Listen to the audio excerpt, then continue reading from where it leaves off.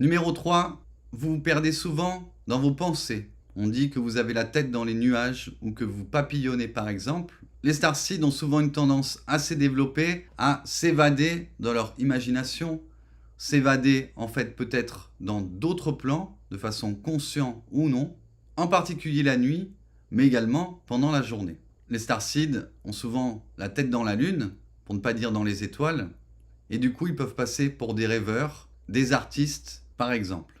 Numéro 4, vous avez du mal à rester ancré. Je dirais même que certains starseeds ne voient pas l'intérêt d'être ancrés ici sur Terre, puisque beaucoup d'entre elles préfèrent, comme je vous l'ai dit, s'évader dans des plans plus élevés. Certains du coup vont être sujets aux drogues et aux addictions en général. C'est une façon de fuir ce plan terrestre qu'ils ne maîtrisent pas ou avec lequel ils n'arrivent pas véritablement à fonctionner de manière optimum. Et même si c'est très paradoxal, les starseeds ont en général encore plus besoin d'être ancrés que les autres, car c'est très bien d'avoir accès à des plans très élevés là-haut, mais si vous n'avez pas la capacité de faire redescendre dans la matière les informations, voire les technologies et les enseignements que vous captez dans les plans supérieurs, cela n'a aucun intérêt. Numéro 5. Vous avez des capacités particulières, comme une empathie très développée, voire une clairvoyance, une clairsentience, peut-être même un syndrome de haut potentiel émotionnel ou intellectuel. Les starseeds sont venus sur Terre pour transmettre, développer et partager avec les humains leurs capacités ainsi que leurs connaissances qui peuvent être dans des domaines très très variés. Numéro 6. Vous avez la nostalgie d'un ailleurs où vous étiez plus heureux. Vous vous souvenez probablement pas à quelle planète vous avez appartenu, ni qui était votre famille galactique, mais pour autant, au fond de vous, il est gravé ce souvenir d'une planète, d'un endroit, d'une famille avec qui vous vous entendez bien et où vous étiez beaucoup plus heureux que sur Terre.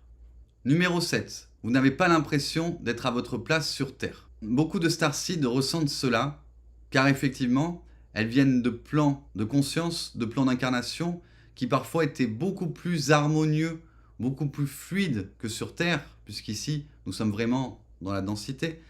Certains plans de conscience, certains plans d'incarnation n'ont pas besoin, par exemple, d'un corps physique. Un corps éthérique peut suffire. Donc forcément, les conditions d'incarnation sont beaucoup plus fluides.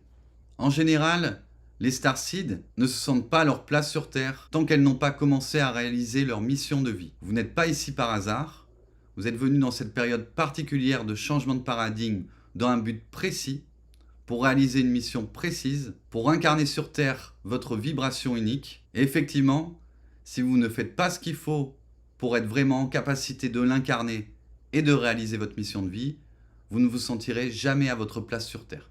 Et numéro 8, lorsque vous regardez les étoiles, une sorte de nostalgie vous envahit. C'est tout simplement ce que l'on appelle en termes terriens le mal du pays.